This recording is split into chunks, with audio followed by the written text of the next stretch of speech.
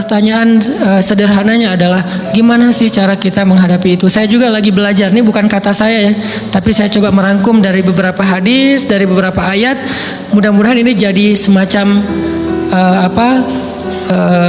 tips dari Allah, dari Rasul, cara kita supaya lebih sabar dalam menghadapi ujian, khususnya ujian perasaan. Pertama, saya mengambil dari hadis riwayat yang diriwayatkan dari Abu Hurairah, hadis hasan. Nabi SAW mengatakan, "Ma yazalul bala'u bil mu'mini wal mu'minati fi nafsihi wa waladihi wa malihi hatta yalqallaha ta'ala wa ma alaihi khati'ah." Tidaklah seseorang selesai diuji, baik dia laki-laki orang yang beriman atau perempuan yang beriman, baik itu ujiannya terjadi pada dirinya atau melalui anaknya atau melalui hartanya, artinya ujian harta, ujian fisik, ujian perasaan, sampai dia bertemu dengan Allah dan dia tidak punya dosa. Apa maksud dari hadis ini? Ujian itu tidak akan berakhir kecuali kalau dosa kita sudah habis. Allah akan menguji kita terus untuk membersihkan diri kita dari dosa. Sehingga yang harus kita coba bangun awareness dalam diri kita kalau lagi diuji, Allah pengen membersihkan dosa saya nih. Sehingga kita ridho dengan ujian, bukan ikhlas ya. Kalau ikhlas ibadah, kalau ujian ridho, rela. Saya ridho ya Allah walaupun ini berat. Saya ridho ya Allah walaupun saya berharap Engkau beri jalan keluar. Saya ridho ya Allah walaupun saya berharap ditolong oleh Allah. Tapi tetap ridho diberikan ujian itu, sambil berdoa diberikan jalan keluar, ditolong, diberikan keajaiban. Cuman gak mau mengeluh. Dan berdoa meminta jalan keluar bukan mengeluh, itu ibadah. Berdoa itu ibadah dalam Islam. Sehingga Allah suka banget sama hamba yang berdoa. Allah suka dengan hamba yang curhat. Nabi itu kalau lagi curhat, doanya aja bisa berjam-jam cuma doa doang tuh. Kayak hadis Aisyah pas lagi cemburu malam-malam kan, Aisyah lagi tidur, ini jatah malamnya Aisyah. Tiba-tiba dia nyari-nyari raba-raba, Nabi nggak ada, dicari di kamar mandi nggak ada. Biasanya Nabi sholat di sebelah Aisyah. Wah, curiga nih, jangan-jangan ke rumah si Fulan. Dicari ke rumahnya, ditelepon nggak aktif, mungkin lagi dicas, datang ke rumahnya, ketuk pintu. Hafsah, Nabi di rumah kamu enggak? Enggak Aisyah, beneran. Cari ke rumah Sofia, Nabi di sini enggak? Enggak, beneran. Cari ke rumah Maria di sini enggak Nabi? Enggak. Kemana ya Nabi? Rumah istri-istri yang lain enggak ada. Pas balik ke rumahnya, ngelewat masjid, ngelihat Nabi lagi sujud di Masjid Nabawi, di mihrab. Dan Aisyah mendengar Nabi menangis sambil berdoa. Dan sujudnya itu seperti membaca 1 juz Al-Quran. Dan itu isinya doa nangis, Robbi. Jadi kalau kita katakan nggak usah banyak berdoa sama Allah, malu. Justru Allah suka kepada hamba yang berdoa. Justru sebaliknya, kalau kita jarang berdoa atau enggan berdoa, buat Allah itu orang sombong. Allah nggak suka hamba kayak gitu. Kamu nggak butuh saya. Sama kayak kita lagi ada masalah, punya teman yang punya kelebihan harta, terus kita kayak bingung gitu nyari kesana kemari pinjaman, dia nggak dikasih tahu. Pas dia tahu dari orang lain, dia ngomong apa? Kamu nggak nganggap saya ya? Emangnya saya bukan teman kamu? Kok kamu punya masalah keuangan tapi saya nggak dikasih tahu, malah saya tahunya dari orang lain? Tersinggung kan? Kalau teman kita aja tersinggung, apalagi Allah.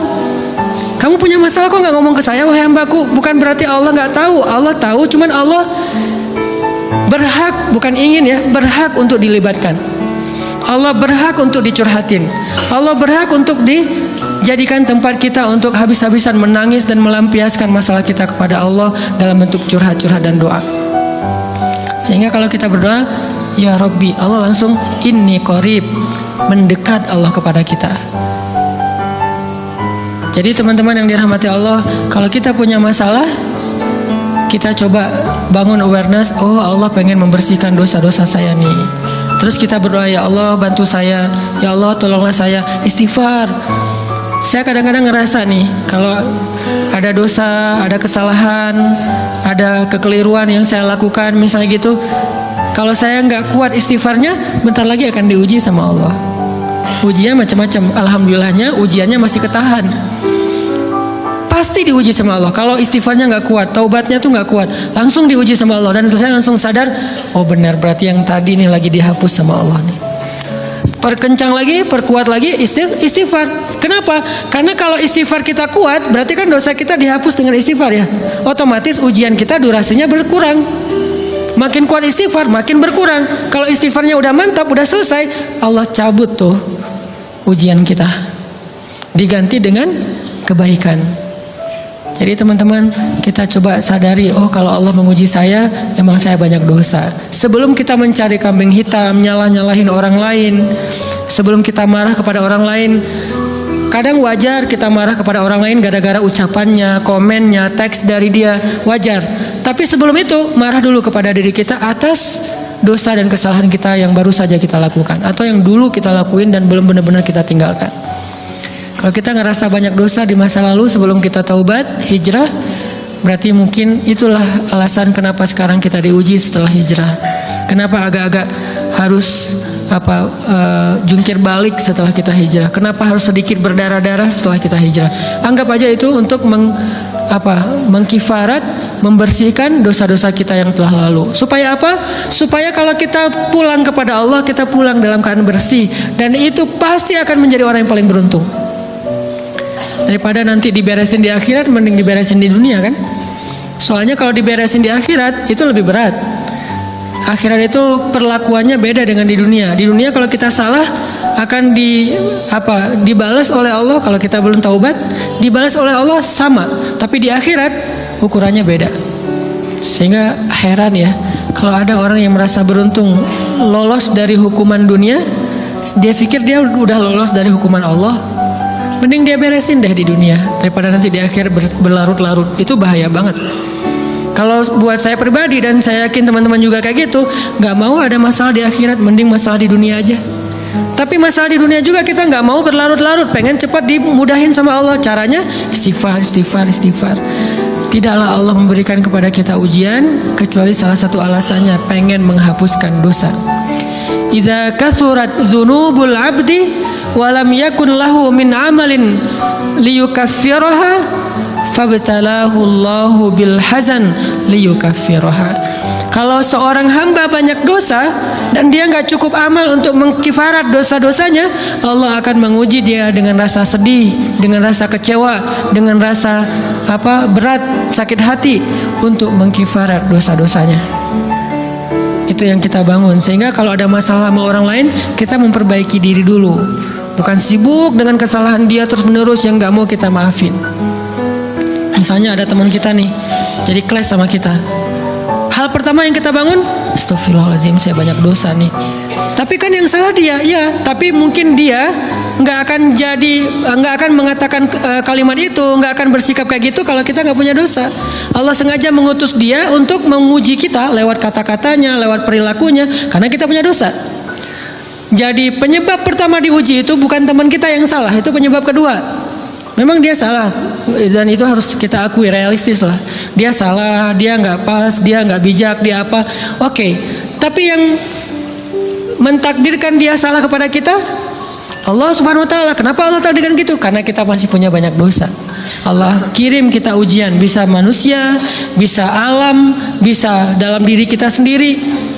Itu semuanya adalah cara Allah untuk menguji kita dan membersihkan dosa-dosa kita. Ini yang kita bangun pertama.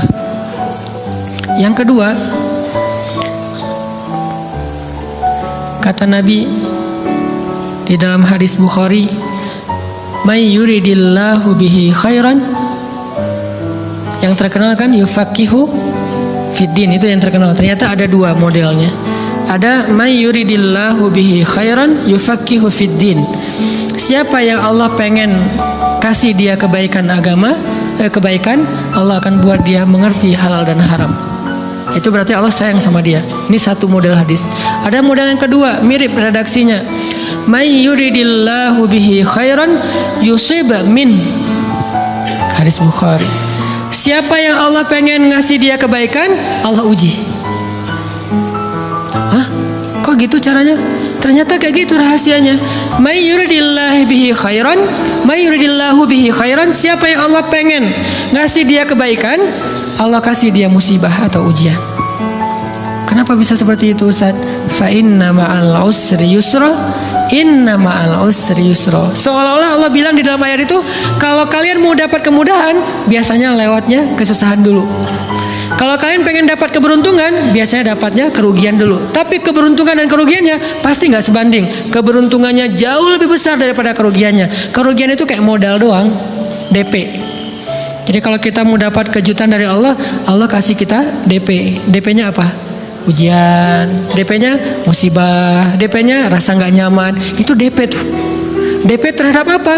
DP dari Allah terhadap hadiah-hadiah besar yang Allah pengen ngasih ke kita setelahnya. Cuman banyak orang yang menolak DP ini. Sama kayak kita misalnya, kalau kita mau ngasih dia hadiah, kita kasih dia kayak kejutan dulu. Dia lagi ulang tahun nih, disiram air dulu. Setelah itu dikasih hadiah-hadiah yang mahal. Rela nggak disiram air demi hadiah? Rela, udah siramin lagi aja. Kalau setelahnya ada hadiah. Yang kita nggak rela, kalau setelah disiram disuruh bersih-bersih sendiri dan nggak dikasih apa-apa, kan nggak rela tuh. Berarti ini bab iman. Yakin nggak kalau Allah tetap ngasih hadiah? Kan sabar dan iman itu ternyata tahu aman, kembar. Kalau kita yakin Allah ngasih hadiah setelah ngasih kita DP ujian, ya kita akan sabar. Gak apa-apa deh, bentar lagi mau dikasih hadiah, digini-giniin juga gak masalah. Dibully, diapain sama Allah, biarin aja. Ya Allah saya sabar, kan bentar lagi mau dikasih hadiah nih. Ini masalah yakin. Tapi kalau kita gak yakin, apa sih maunya Allah gitu kan? Begitu kalimat ini keluar, maka yang muncul setelahnya adalah mengeluh, berputus asa, dan gak akan sabar menghadapi ujian. Ujian, kata Nabi, may yuridillahu bihi khairan, siapa yang Allah pengen kasih hadiah, siapa yang Allah pengen kasih kejutan, siapa yang Allah pengen kasih pertolongan, siapa yang Allah pengen kasih kebaikan, yusib min, Allah akan uji dia dulu. Ini sunnatullah. Sehingga kalau kita lagi diuji, yang kita lihat jangan ujiannya, apa setelah itu. Gimana ngelihatnya Ustaz? Nggak kelihatan. Dengan mata hati. Istafti qalbak, tanya kepada hatimu, kelihatan nggak?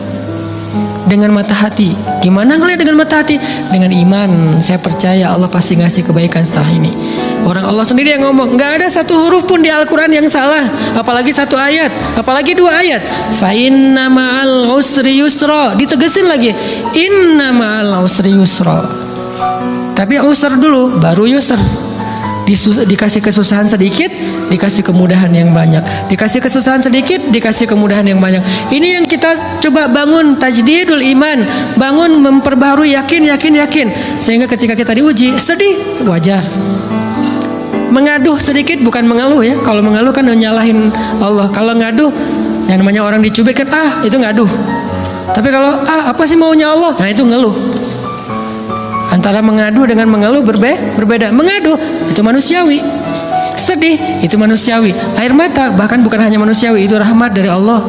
Orang yang nggak bisa menangis itu yang bahaya. Kalau kita masih bisa menangis, berarti kita masih peka hatinya. Bukankah anak kecil paling sering menangis? Berarti hatinya peka. Siapa lagi selain anak kecil yang paling sering menangis? Cewek. Cowok itu emang nggak punya perasaan, makanya jarang nangis. Cewek dikit-dikit nangis, jangan bilang, cemen banget sih nangis, cengeng apa? Enggak, karena dia perasaannya lebih peka dari kita. Itulah kenapa Allah menitipkan bayi kepada perempuan. Kalau dititipin ke laki-laki, hancur. Di balik kepekaan perempuan, di balik sensitifnya perempuan, di balik perasaannya yang luar biasa, di situ Allah Subhanahu wa taala menitipkan amanah, dia yang paling baik dalam merawat bayinya. Perempuan secara umum mungkin lebih banyak bicara daripada laki-laki ya. Walaupun ada orang yang perempuan pendiam banget, ada yang nggak ngomong sama sekali, misalnya diem-diem aja, ada. Tapi secara umum perempuan lebih banyak berucap daripada laki-laki. Emangnya ini kekurangan? Bukan. Ini kelebihan. Kalau dia berikan itu dalam hal yang tepat. Apa yang tepat? Mendidik anak. Justru karena perempuan banyak ngomong, lebih baik dalam mendidik anak daripada laki-laki. Laki-laki itu kurang mendidik, kurang mengedukasi kepada anak dengan usia tertentu karena dia jarang memahamkan. Salah hanya marah, salah hanya ditegur. Kalau ibunya jelasin, gini sebelum tidur ibunya yang ceritain banyak cerita. Saya sendiri ngalamin. Sering mana seorang ayah sama ibu interaksi sama anak dalam bentuk verbal. Sering ibu. Jadi menangis itu rahmat dari Allah. Nggak apa-apa, nangis aja. dan itu tidak disebut mengeluh. Kamu kok nangis sih? Kan orang Islam harus sabar. Emangnya nangis dengan sabar itu bertolak belakang? Sabar tetap sabar ya, nangis jalan aja terus nangis. Nangis apa pakai nangisnya nggak cuma nangis doang, emotikonnya juga nangis, berderai-derai gitu. Sampai air matanya menggenang gitu kan ya. Boleh lah. Ditambah lagi dengan visual menangisnya, posting bahwa dia lagi tertusuk duri dengan postingan kaktus atau apalah, dia pengen share ke semua orang bahwa saya sedang sedih, sehingga nanti ketika ada orang yang menghibur dia dengan sedikit kata-kata yang sabar ya segala macam, wah makin berderai-derai. Itu belum jadi, kecuali dia keluarkan kata-kata mengeluh, baru dia disebut orang yang banyak mengeluh, berputus asa. Kalau mengadu wajar, walaupun ada nabi udah diuji berat nggak mau mengaduh, apalagi ngeluh. Zakaria digergaji mengadu aja nggak. Kenapa? Karena kata malaikat, kalau kamu mengaduh sedikit aja, maka Allah Subhanahu Wa Taala akan menghancurkan kaum ini. Dia kasihan kepada kaumnya, nggak mau mengaduh. Satu-satunya orang yang kita tidak boleh mengaduh hanya orang tua. Atau itu mengeluh kalau untuk orang tua. Kalau yang lain nggak disebut mengeluh. Kalau ke teman, malas nggak apa-apa. Jangan sering-sering tapi. Apaan sih? Ke teman boleh. Tapi ke orang tua, saja itu bukan lagi mengaduh, itu sudah mengeluh. Khusus untuk orang tua. Kalau diantara manusia. Kalau kepada Allah dan Rasul, pastinya lebih dari itu. Ketika kita diam saja, tidak langsung beranjak sami'na wa ata'na labbaik ya rabbi wa sa'daik, nggak memenuhi panggilan Allah, itu sudah disebut bagian dari kufur ingkar. Tapi minimal kita mungkin masih mengaduh, kita masih menangis, kita masih lelah, kita masih merasa lemah. Setidaknya kita tidak mengeluh. Kenapa? Kita percaya Allah kalau mau ngasih hadiah kepada hambanya, DP-nya itu ujian. Dan yakinlah hadiahnya minimal 10 kali lipat lebih baik daripada ujian itu. Minimal, karena nggak ada amal soleh yang dibalas di bawah 10 kali lipat tuh nggak ada. Amal soleh, amal ya, bukan niat. Amal yang udah kita kerjakan minimal dibalas 10 kali lipat, minimal. Maksimalnya bighairi hisab, tanpa batas. Bighairi hisab, tanpa batas. Ada yang 700 kali lipat kayak sedekah, tapi tetap aja ayat sedekah di akhirnya ujung-ujungnya apa?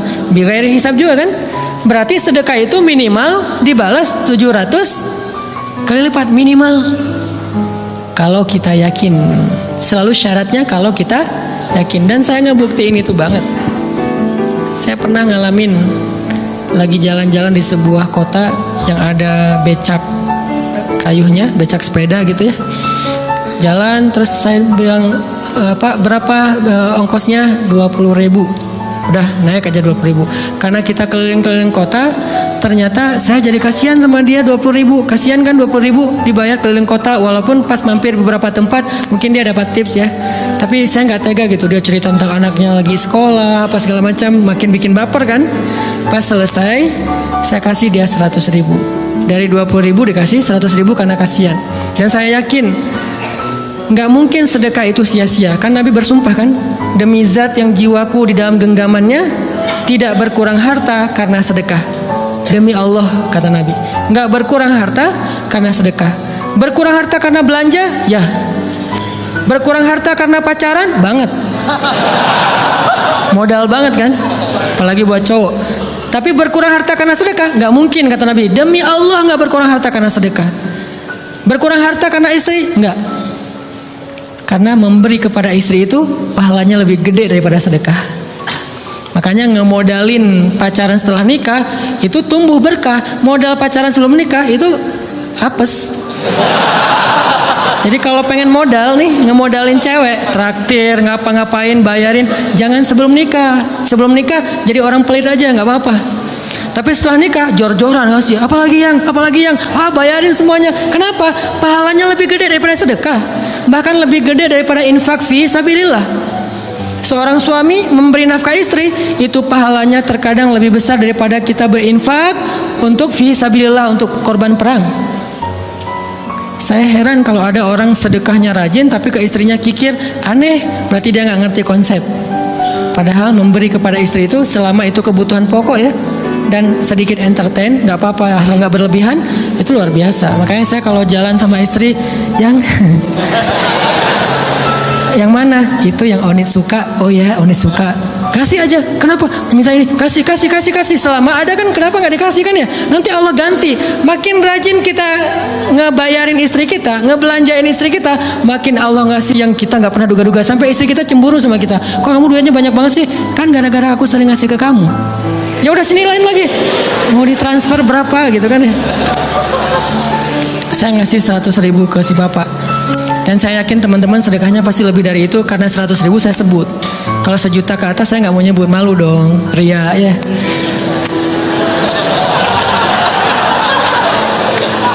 Sebenarnya nggak pernah sih. 100.000 deh, karena kan kecil. Saya kasih 100.000. Ternyata begitu saya kasih 100.000, dia doa. Nah ini nih pentingnya sedekah ke orang yang membutuhkan tapi nggak minta-minta. Dia tulus. Dia langsung doa, ya Allah Pak, mudah-mudahan rezekinya lancar, berkah, bertambah dan segala macam, bahagia keluarganya. Doa-doa ini semuanya dikabulkan dalam hitungan hari. Pertama, bertambah bahagia rumah tangganya, dapat kecupan dari istri. Dia nganggap suami saya cowok banget sih, mulai satu nih. 2, demi Allah, selang 15 jam kalau nggak salah, karena waktu itu malam, besok paginya ada orang yang ngejar-ngejar saya pengen ngasih hadiah. Ustadz, saya pengen ketemu Ustadz. Maaf, saya nggak bisa ketemu sekarang, lagi rush, lagi tight schedule, gitu-gitulah, sosok gaya nggak jelas gitu ya. Terus Ustadz, saya pengen banget ketemu. Dia nggak ngomong pengen ketemu apa. Kalau dia bilang mau ngasih duit kan langsung saya prioritaskan kan ya. Berhubung dia nggak ngomong, ya udahlah, saya sosok jual mahal gitu. Tapi yang namanya rezeki kan gimana kita tolak, dia datang kan. Saya nolak.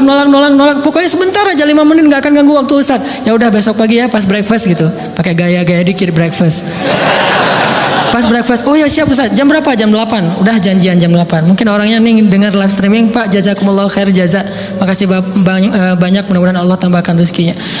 Terus beliau besok mau flight ke luar kota jam 8. Akhirnya ngubungin lagi malamnya, Pak Ustadz maaf gak bisa ketemu besok karena saya jam 8 itu jadwal terbang. Oh ya udah nggak apa-apa, seneng dong saya nggak jadi ketemu kan. Tahu gitu kan nyesel saya tuh, seneng. Besok pagi jam 6, Pak Ustadz alhamdulillah ternyata penerbangan saya di delay ke jam 11. Allah delay penerbangannya demi ngasih rezeki buat saya. Kan luar biasa kan? Nah ini hikmah kepedean saya, kegeeran kepada Allah gitu. Di delay demi saya.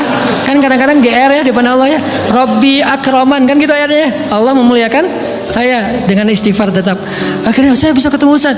Saya nggak baca WA-nya, terlambat baca, baru baca jam 8. Dia udah mulai agak putus asa, kayaknya udah gak mungkin ketemu nih. Jam 8 pas saya baca, ternyata orangnya nggak di delay. Ya udah saya balas, ya udah sekarang saya tunggu ya jam 9, maaf cuma sebentar. Nggak apa-apa Ustaz, 5 menit. Datang dia, datang ngasih apa coba?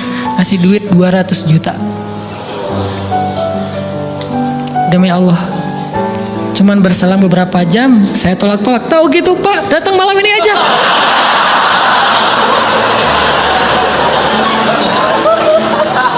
Harusnya malam itu juga saya cari orangnya. Kalau perlu saya yang nyamperin Bapak, Sherlock, saya kejar. Manusia gitu banget ya. Tapi Masya Allah di situ saya jadi tahu, oh doa orang itu lebih akurat, lebih mantap, lebih diijabah daripada doa saya. Mungkin bukan karena sedekah, tapi karena doa setelah sedekah. Ya Allah dan segala macam dimudahkan sama Allah. Itu luar biasa loh. Saya nggak percaya, saya pikir main-main, orang nih iseng kayaknya pengen ketemu doang, pengen selfie.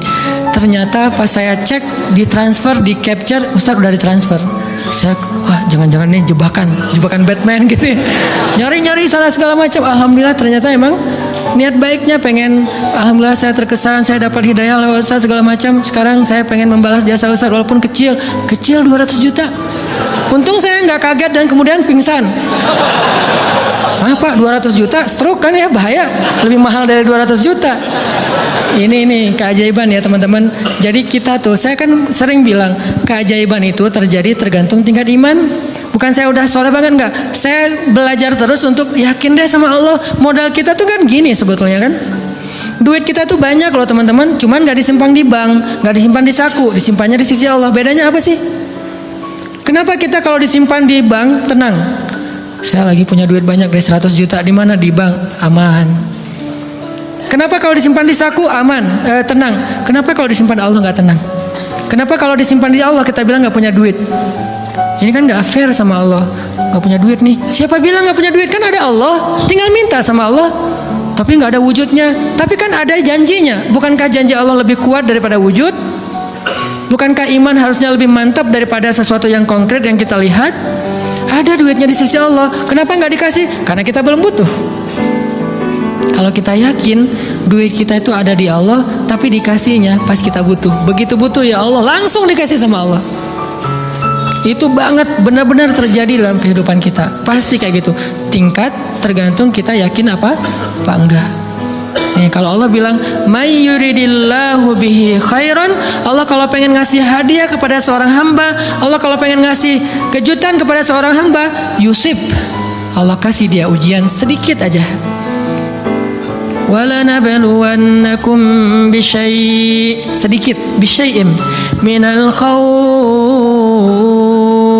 wal ju' wa naqsim minal amwal wal anfus wath thamarat wa basyiris sabirin.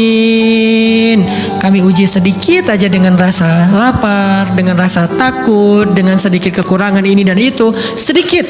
Tapi wabasyiris sabirin, sampaikan kejutan kepada orang yang bersabar. Sampaikan kejutan kepada orang bersabar. Jadi bisa dibilang kejutan-kejutan hidup kita itu munculnya dengan iman dan sabar. Dengan iman dan sabar. Iman artinya yakin, husnuzon sama Allah. Ana inda dhanni abdi bi, aku tergantung prasangka hambaku kepadaku.